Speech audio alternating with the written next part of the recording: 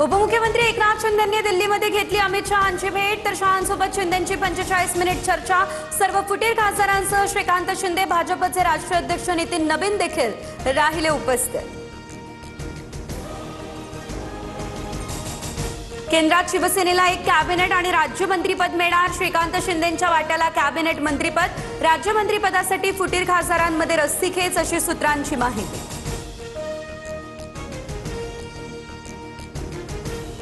भाजप प्रणित NDA सोबत जाण्यासाठी पवारांच्या राष्ट्रवादीमध्ये हालचाली। जयंत पाटलांच्या नेतृत्वात झालेल्या बैठकीत 9 आमदारांचा एनडीए सोबत जाण्यास कल अशी सूत्रांची माहिती। शरद पवार अंतिम निर्णय घेणार।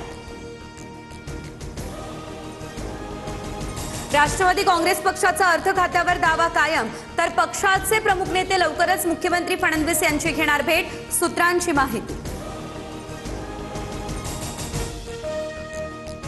सुनेत्रा पवार यांच्या पक्षातील राष्ट्रीय अध्यक्षपदाला पक्षातूनच आव्हान। पक्षाचे राष्ट्रीय सचिव सच्चिदानंद सिंह यांनी वकिलामार्फत नोटीस पाठवली।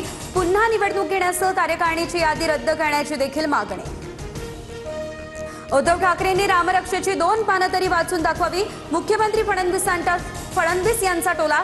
तर ज्यांना रामरक्षा येत होती तेच चोर निघाले, फडणवीसांनी आम्हाला सल्ला देण्यापेक्षा चोरांवर कारवाई करावी, संजय राऊत यांचा हा पलटवार।